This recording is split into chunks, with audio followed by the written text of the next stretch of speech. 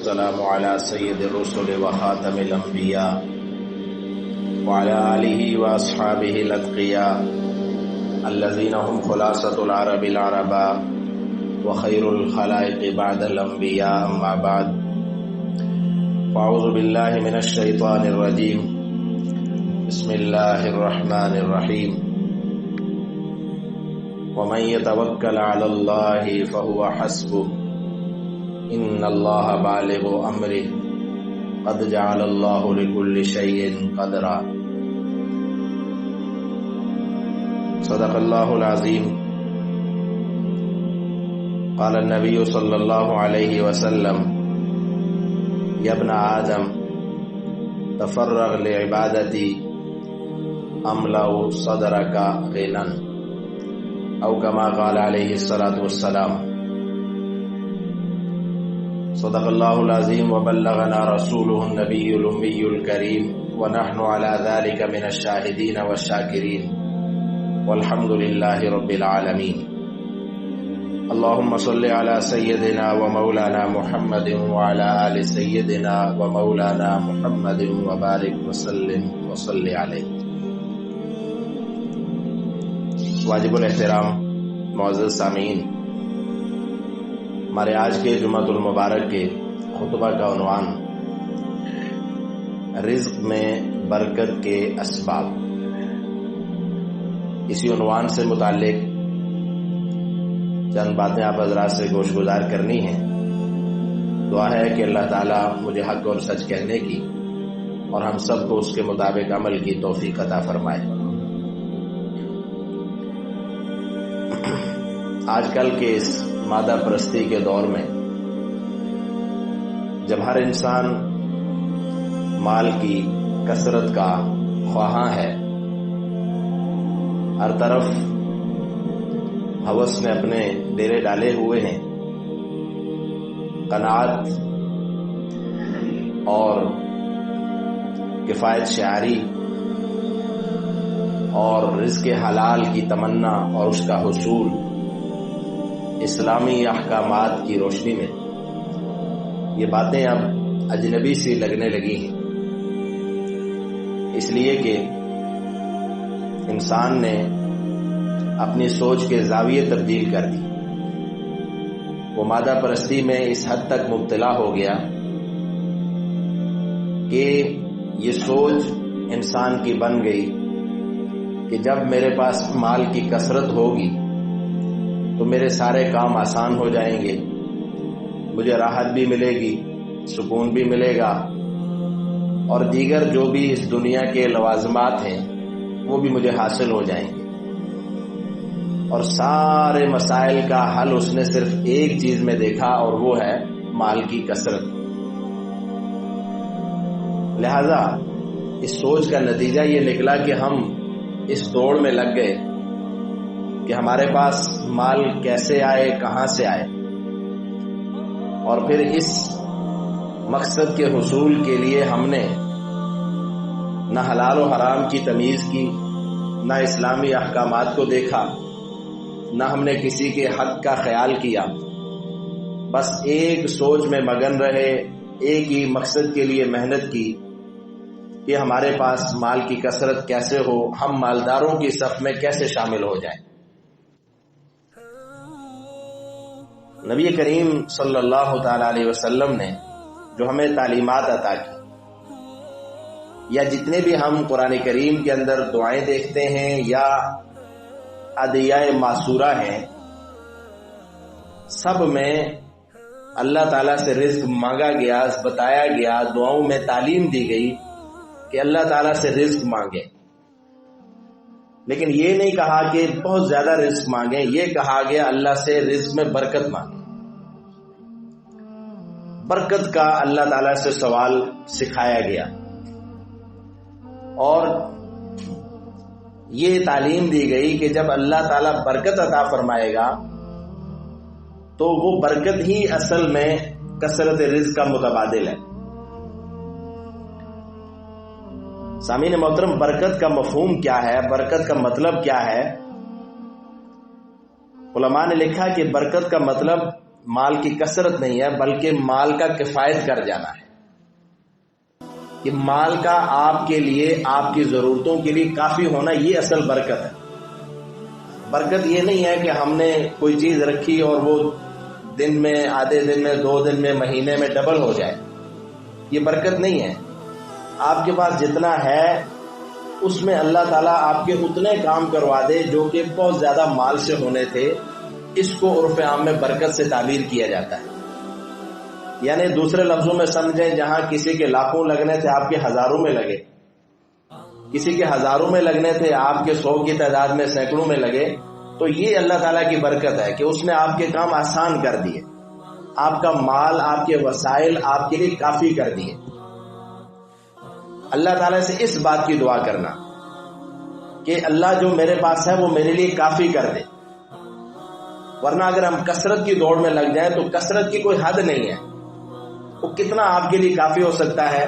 ہم اس دنیا کا نقشہ دیکھتے ہیں، جس کے پاس بہت زیادہ بھی ہے ایک عام آدمی کے بنسبت، اگر آپ اس سے پوچھیں تو وہ کہتا ہے یہ تو کم ہے اور اس سے تو میرا نظام ہی نہیں چلتا۔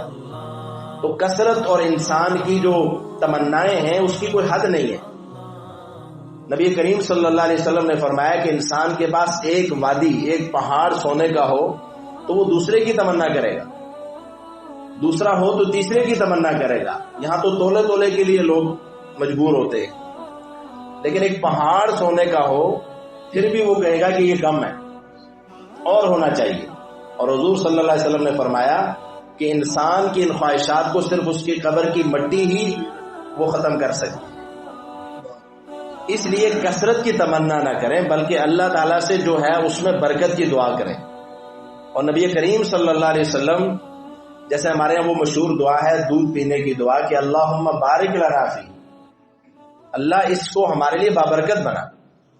اور حضور صلی اللہ علیہ وسلم جب بھی کوئی نیا پھل کھاتے، کوئی نئی چیز آپ تناول فرماتے تو فرماتے اللہم بارک لنا فی ثمرنا وبارک لنا فی مدینتنا بارک لنا فی سعینا بارک لنا فی مدنا، اے اللہ ہمارے شہر میں، ہمارے شہر کے پھلوں میں، یہاں کے رزق میں، یہاں کے پیمانوں میں برکتیں عطا فرما۔ یہ دعائیں ہمیں سکھلائی گئی ہیں۔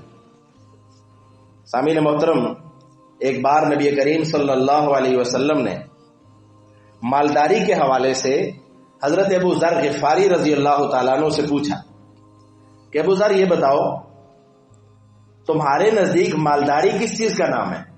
تمنگری، مالداری کس چیز کا نام ہے؟ کیا تم یہ سمجھتے ہو کہ مالداری، مال کا کثرت، جس کے پاس ہو مال کی کثرت وہ مالدار ہے؟ آپ نے فرمایا جی یا رسول اللہ میں تو یہی سمجھتا ہوں۔ تو آپ صلی اللہ علیہ وسلم نے فرمایا نہیں، اصل مالداری ہے دل کا امیر ہونا۔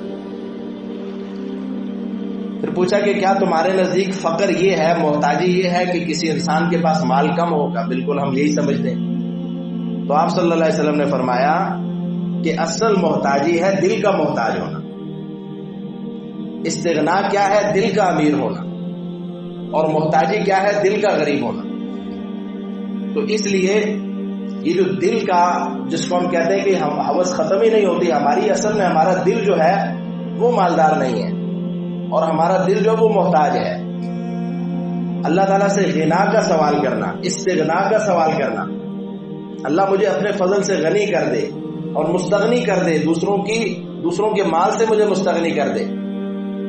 اور اس کے لیے حضور صلی اللہ علیہ وسلم نے بڑی خوبصورت حدیث ہے، آپ صلی اللہ علیہ وسلم فرماتے ہیں کہ اللہ تعالیٰ فرماتے ہیں یا ابن آدم، اے ابن آدم تفرغ لعبادتی، تو اپنے آپ کو میری عبادت کے لیے فارغ کر دے، املأ صدرک غنا، میں تیرے سینے کو غنا سے بھر دوں گا، اور واسد فقرک، میں تیرا فقر ختم کر دوں گا، وَإِن لا تفعل، اور اگر تو ایسا نہیں کرے گا، میری عبادت کے لیے اپنے آپ کو فارغ نہیں کرے گا،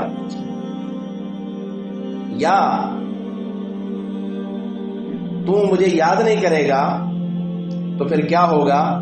فرمایا کہ ملأت یدک شغلا، میں تیرے ہاتھ کو مشغول کر دوں، اور ولم اسد فقرک، اور فقر بھی ختم نہیں ہوگا۔ مصروفیت 24 گھنٹے ہوگی، 24 میں سے 19 گھنٹے مصروفیت ہوگی، لیکن فقر ختم ہونے کا نام نہیں لے گا۔ لیکن اگر تو میری عبادت کے لیے اپنے آپ کو فارغ کرے گا تو پھر کیا ہوگا؟ تیرے دل کو مالدار کر دوں گا. تھوڑا بھی کرے گا تو تیرا دل تجھے مطمئن کرے گا کہ کافی ہے. اب دیکھیں ہم لوگ جو ہے آج کے دور میں، اب دیکھیں تو مشین بنے ہوئے، کوئی لمحہ بھی ہم اپنے آپ کو فارغ نہیں کرتے، اور یہ کوشش ہوتی ہے کہ ہم بس زیادہ سے زیادہ کمائیں، نیند آرام سب کچھ ہم قربان کر رہے ہوتے ہیں، لیکن ضروریات ختم ہونے کا نام نہیں لیتی. اس لیے کہ ہم نے یہ سمجھ رکھا ہے کہ بس جتنی محنت کریں گے جتنا آئے گا تو ہم راحت اور سکون میں آ جائیں گے. راحت اور سکون پیسوں سے ہم نہیں خرید سکتے. پیسوں سے ہم اسباب راحت خرید سکتے ہیں، پیسوں سے ہم اچھی بلڈنگ بنا سکتے ہیں، پیسوں سے ہم اچھے وسائل حاصل کر سکتے ہیں. سب کچھ کرنے کے بعد بھی اگر سکون نہ ہو، وہ پیسوں سے نہیں ملتا، وہ بازار سے نہیں ملتا. اس کے لیے رب العالمین نے فرمایا کہ الا بذکر اللہ تطمئن القلوب، سنو اللہ کے ذکر میں ہی دلوں کا اطمینان ہے. دلوں کا اطمینان وہ اللہ کے ذکر میں، اللہ کی عبادت میں، اللہ کے آگے سر و سجود ہونے میں ہے، رب کو یاد کرنے میں ہے، رب کی تسبیح پڑھنے میں ہے. تو سامعین محترم، وہ کون سے اسباب ہیں آج کی اس نشست میں ہم نے جائزہ لینا ہے جو ہمارے لیے رزق میں برکت کے اسباب ہمیں مہیا کریں، کہ ہمارا رزق ہمارے لیے بابرکت کیسے ہو. اس کے لیے قرآن و حدیث کی روشنی میں وہ چند اسباب ہم ذکر کریں گے. لیکن نبی کریم صلی اللہ تعالی علیہ وسلم نے اور آپ کی تعلیمات نے ہمیں سب سے پہلے تو یہ سکھایا کہ ہم رزق کے حصول کے لیے محنت کریں، نکلیں اور اس دنیا میں جو اللہ نے ہمارا حصہ رکھا ہے اس کو تلاش کریں. وَلَا تَنْسَ نَصِيبَكَ مِنَ الدُّنْيَا، اس دنیا میں جو اللہ نے آپ کا حصہ رکھا ہے اس کو مت بھولیں، اس کے لیے محنت کریں. انبیاء نے بھی محنت کی، کاروبار کیے، ہنر سیکھے، مختلف جو ہے نا ذرائع اختیار کیے. حضرت داؤد علیہ السلام کی زندگی کو پڑھیں، دیگر انبیاء کی زندگی. تو اسی طرح اسلام ہمیں یہ نہیں کہتا کہ ہم رہبانیت کا جو ہے نا طریقہ اختیار کریں، غاروں میں چلے جائیں، دنیا سے کنارہ کش ہو جائیں اور بس پھر انتظار میں رہیں کہ اللہ ہمیں دے گا اور اپنے اوپر محتاجی کو مسلط کریں. نبی کریم صلی اللہ علیہ وسلم نے فرمایا کہ دینے والا ہاتھ جو ہوتا ہے وہ لینے والے ہاتھ سے بہتر ہوتا ہے، اور انسان دینے کی پوزیشن میں تب آتا ہے جب وہ محنت کرتا ہے. تو اس لیے رزق حلال کے لیے سب سے پہلی چیز یہ ہے کہ ہم محنت کریں، سچائی امانت داری کے ساتھ. ہم اگر تاجر ہیں تو اس میں تجارت میں سچائی کا راستہ اختیار کریں، محنت کریں. نبی کریم صلی اللہ علیہ وسلم نے فرمایا کہ جو شخص تجارت کرتا ہے اور پھر تجارت میں سچائی اختیار کرتا ہے تو فرمایا وہ کل قیامت کے دن ان 7 خوش نصیب لوگوں کے ساتھ ہوگا جنہیں اللہ تعالیٰ اپنے عرش کا سایہ نصیب کرے گا. اور ایک حدیث میں جو مصنف ابن ابی شیبہ میں نقل کی گئی ہے، حضور صلی اللہ علیہ وسلم نے فرمایا اول من يدخل الجنہ، سب سے پہلے جو شخص جنت میں جائے گا وہ تاجر الصدوق، سچا تاجر ہوگا. تو عمل کی فضیلت بتائی گئی ہے کہ اگر کوئی انسان محنت کرے اور پھر محنت میں ایمانداری سے کام لے، رزق حلال کے لیے کوشش کرے، تو پھر اللہ تعالیٰ اس کا مال اس کے لیے بابرکت بنا. وہ ہوگا تھوڑا لیکن اس کے لیے بابرکت ہوگا اور اس کی ضرورتوں کے لیے کافی ہوگا. ممکن ہے کہ وہ بہت بڑا مالدار نہ بنے، لیکن جو ہوگا اس کے لیے اطمینان بخش ہوگا، اس کو سکون دینے والا ہوگا، اس کے لیے راحت کا سبب ہوگا. اس لیے رزق حلال کے لیے محنت سب سے پہلی چیز ہے. محنت کریں اور حلال طریقے سے کریں. بعض لوگ محنت کرتے ہیں لیکن حرام طریقوں پہ کرتے ہیں، وہ محنت بھی رائے گا اور اس کا نتیجہ بھی رائے گا. ایک شخص میں نے دیکھا، ہمارے جاننے والا تھا، بڑا محنتی قسم کا مزدور آدمی، بہت محنت. تو ایک دم میں نے دیکھا اس کو کہ یہ جو ہے نا اس نے کچھ پیسے کسی کو دے رہا تھا اور وہ سود کے لیے. تو مجھے سنتے سنتے ذکر اس کا میں نے سنا، تو پھر میں نے اس کو بتایا اللہ کے بندے، اتنی محنت کر کے تو اپنا خون پسینہ جو ہے ایک کرتا ہے، اپنی حلال کمائی تو کماتا ہے، پھر اس کو تو سود کے لیے دے رہا ہے، کمایا حلال اور اس کو پھر حرام کے راستے پہ تم لے کے جا رہے ہو. کیوں اپنی دنیا اور آخرت برباد کر رہے ہو؟ جب اللہ تمہیں رزق دے رہا ہے، حلال طریقے سے دے رہا ہے، تو حلال طریقے سے کھاؤ. کون سی کمی ہے تمہیں جو اللہ تعالیٰ نے نہیں دی؟ صحت دی ہے، بچے دیے ہیں، گھر دیا ہے، کاروبار دیا، اور کیا چاہیے تمہیں؟ پھر تم اس حلال مال کو کیوں ناپاک راستے پہ لے کے جا رہے؟ تو محنت بھی کریں، اور پھر اس محنت کو، جو محنت سے کمایا، اس کو پھر حلال طریقے سے خرچ کرنا. محنت کے لیے حلال ڈائریکشن جو ہے وہ طے کرنا بہت ضروری ہے.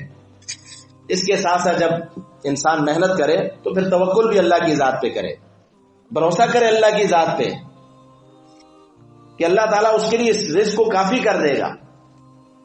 رب العالمین کا فرمان ہے وَمَن يَتَوَكَّلْ عَلَى اللَّهِ فَهُوَ حَسْبُهُ إِنَّ اللَّهَ بَالِغُ أَمْرِهِ. جو شخص توکل کرتا ہے تو اللہ اس کے لیے کافی ہو جاتا ہے. اللہ کی ذات پہ بھروسہ کرنا محنت کے بعد. اور حضور صلی اللہ علیہ وسلم کا فرمان ہے، آپ صلی اللہ علیہ وسلم نے فرمایا کہ اگر تم اللہ کی ذات پہ توکل کرو تو اللہ تعالیٰ تمہیں ایسے رزق دے گا جیسے پرندوں کو رزق عطا کرتا ہے. اب وہ پرندے آپ دیکھیں صبح نکلتے ہیں، کون سے ان کے آگے کسی فیکٹری میں جا کے کارخانے میں مزدوری کرنی ہوتی ہے، یا کون سا آگے ان کا بزنس؟ نکلتے ہیں اللہ کی ذات پہ یقین کر کے نکلتے ہیں، تو اللہ نے ان کے لیے آگے رزق کے اسباب رکھے ہوتے ہیں، تلاش کرتے ہیں. اور یہ ہمارا ایمان ہے کہ کوئی بھی پرندہ شام کو بھوکا واپس گھر نہیں جاتا ہوگا، اللہ اس کو ضرور عطا کرتے ہوں گے.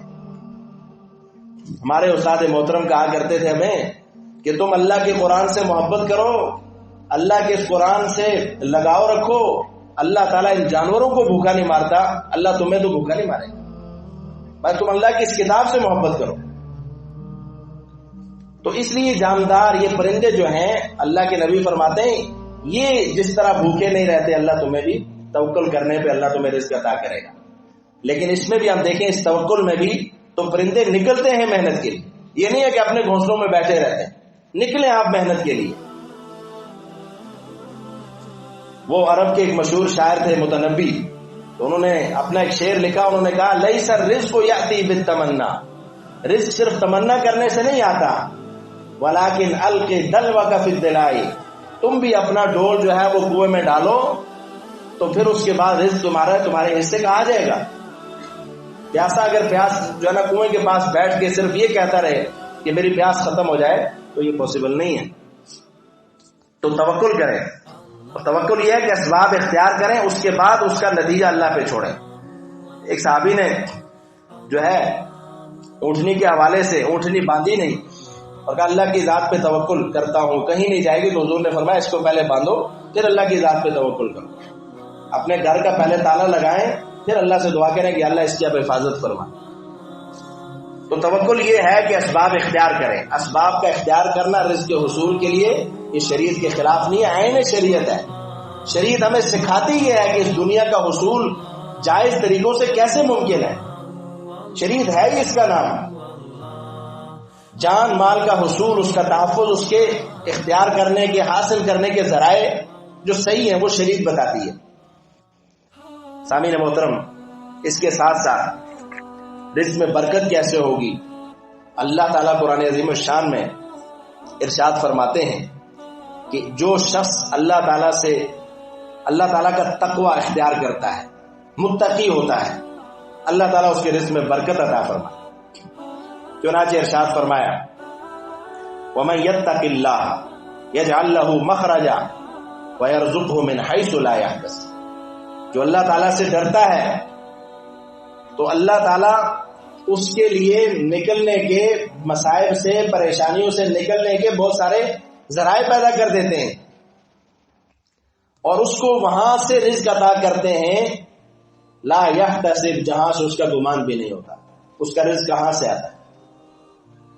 اور اللہ تعالیٰ ایک بستی کا ذکر کر کے قرآن عظیم الشان میں پھر ارشاد فرماتے ہیں وَلَوْ أَنَّ أَهْلَ الْقُرَىٰ آمَنُوا وَاتَّقَوْا لَفَتَحْنَا عَلَيْهِمْ بَرَكَاتٍ مِّنَ السَّمَاءِ وَالْأَرْضِ. اگر اس بستی والے ایمان لاتے، پھر اللہ سے ڈرتے، تو ہم کیا کرتے؟ وَاتَّقَوْا، وہ تقوی اختیار کرتے تو ہم لَفَتَحْنَا عَلَيْهِمْ بَرَكَاتٍ مِّنَ السَّمَاءِ، ہم ان کے لیے آسمان سے اور زمین سے رزق کے دروازے کھول دیتے. اور یہ ذکر ہے کس قوم کا؟ حضرت شعیب علیہ السلام کی قوم کا، جو کہ تاجر قوم تھی، کام ہی ان کا بزنس تھا. لیکن ناپ تول میں کمی کرتے تھے، لوگوں کے مال میں خسارہ کرتے تھے، ان کے بارے میں اللہ فرماتے ہیں جب وہ اللہ کے عذاب میں مبتلا ہو گئے، ہلاک ہو گئے، تو اللہ تعالیٰ نے فرمایا اگر یہ صحیح معنوں میں ایمان لاتے اور تقوی اختیار کرتے، حلال طریقے سے مال کھاتے، تو اللہ تعالیٰ ان کو برکتیں عطا کرتا، زمین و آسمان سے ان کے لیے برکت کے دروازے اللہ کھول دیتا، لیکن انہوں نے ایسا نہیں کیا۔ اسی طرح اہل کتاب جو تورات کے ماننے والے ہیں، جو انجیل کے ماننے والے ہیں، ان کے بارے میں اللہ تعالیٰ ارشاد فرماتے ہیں وَلَوْ أَنَّهُمْ أَقَامُوا التَّوْرَاةَ وَالْإِنجِيلَ وَمَا أُنزِلَ إِلَيْهِمْ مِنْ رَبِّهِمْ لَأَكَلُوا مِنْ فَوْقِهِمْ وَمِنْ تَحْتِ أَرْجُلِهِمْ۔ اب آپ دیکھیں ایک عام کانسیپٹ یہ ہے کہ اگر ہم اسلام کے مطابق چلیں گے، اسلامی احکامات کی پابندی کریں گے، دین اسلام کی حدود و قیود کے اندر رہیں گے، تو ہم تو مالدار نہیں ہو سکتے، ہم دنیا سے مال کا مقابلہ نہیں کر سکتے، بہت آگے وہ نکل جائیں گے ہم سے۔ ایک عام کانسیپٹ ہے، لیکن اللہ تعالیٰ کیا فرماتے ہیں کہ اگر تورات والے، انجیل والے جو ان پہ اللہ کی طرف سے نازل کیا گیا تھا اس پہ ایمان رکھتے تو پھر کیا ہوتا؟ لَأَكَلُوا مِنْ فَوْقِهِمْ وَمِنْ تَحْتِ أَرْجُلِهِمْ، رزق ان کا آسمانوں سے بھی آتا اور ان کے پاؤں کے نیچے سے، مطلب زمین سے بھی ان کے لیے رزق کے بے شمار خزانے نکل آتے۔ لیکن کیا ہوا؟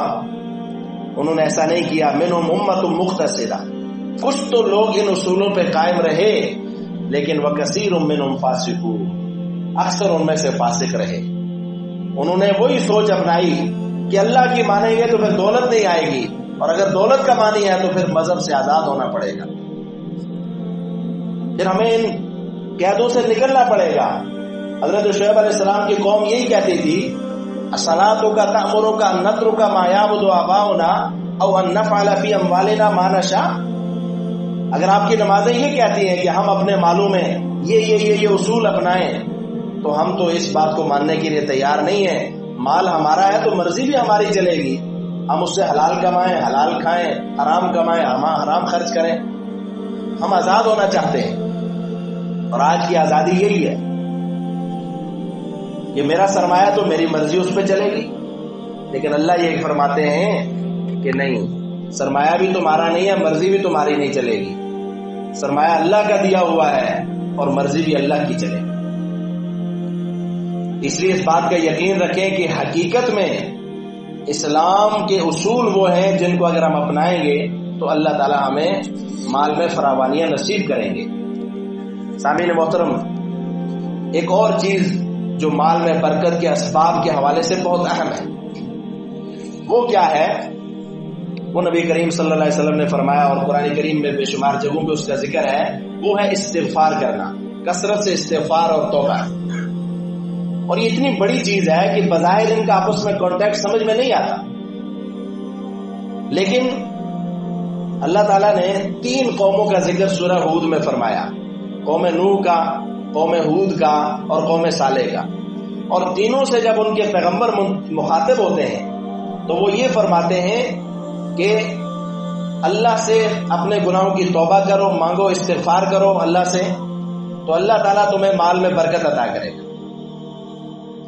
حضرت نوح علیہ السلام نے تو سورہ نوح میں بڑی وضاحت سے فرمایا فَقُلْتُ اسْتَغْفِرُوا رَبَّكُمْ إِنَّهُ كَانَ غَفَّارًا يُرْسِلِ السَّمَاءَ عَلَيْكُمْ مِدْرَارًا وَيُمْدِدْكُمْ بِأَمْوَالٍ وَبَنِينَ وَيَجْعَلْ لَكُمْ جَنَّاتٍ وَيَجْعَلْ لَكُمْ أَنْهَارًا۔ اے اللہ، میں نے ان سے کہا تھا کہ استغفار کریں، اپنے رب سے اپنے گناہوں کی معافی مانگیں گے تو پھر کیا ہوگا؟ یرسل السماء علیکم مدرارا، آسمان سے وہ تمہارے اوپر رحمت کی بارشیں برسائے گا، جس سے تمہاری فصلیں اگے گی، خزانے اگے گے زمین سے، اور وَيُمْدِدْكُمْ بِأَمْوَالٍ، تمہارے مالوں میں برکت ہوگی، وَبَنِينَ، اور تمہارے نرینہ اولادیں اللہ تمہیں عطا فرمائے گا استغفار کی برکت سے۔ اور اسی طرح حضرت ہود علیہ السلام نے اپنی قوم سے کہا یا قوم استغفروا ربکم ثم توبوا الیہ یرسل السماء علیکم مدرارا ویزدکم قوۃ الی قوتکم۔ پہلے لفظ بالکل وہی ہیں کہ اللہ آسمان سے بارشیں برسائے گا، اور اس کے بعد فرمایا کہ وَيَزِدْكُمْ قُوَّةً إِلَىٰ قُوَّتِكُمْ، تمہاری افرادی قوت میں، مالی قوت میں اللہ اضافہ فرمائے گا استغفار سے۔ اور اسی طرح حضرت صالح علیہ السلام نے بھی اپنی قوم سے فرمایا تھا کہ استغفروا ربکم ثم توبوا الیہ یمتعکم متاعا حسنا، اللہ تمہیں زمین سے بے شمار فائدے عطا کرے گا۔ اب آپ دیکھیں مختلف دور ہیں، مختلف انبیاء کی تعلیمات ہیں، لیکن ایک چیز جو ہے وہ کامن ہے ان میں، وہ کیا ہے؟ استغفار کی تعلیم۔ اور نبی کریم صلی اللہ علیہ وسلم نے فرمایا طوبی لمن وجد فی صحیفتی استغفارا کثیرا، بڑا خوش قسمت انسان ہے وہ جس کے نامہ اعمال میں استغفار کثرت سے پایا جائے۔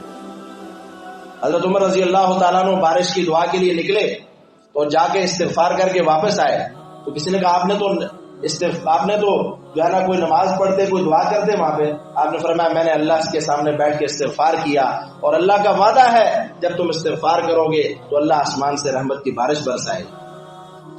آج کے اس موسم میں ہم سب بارش کی دعاؤں کے لیے خواہش مند ہیں، چاہتے ہیں بارش ہو، تو اس کا ایک حل ہمارے سامنے اللہ کی طرف سے آیا، اور وہ یہ ہے کہ سب کثرت سے استغفار کریں کہ اللہ اگر تو نے ہمارے گناہوں کی وجہ سے اس بارش کو روک کے رکھا ہے تو اللہ ہم معافی چاہتے ہیں، ہمیں معاف کر دے اور اپنی رحمت کی بارش برسا دے۔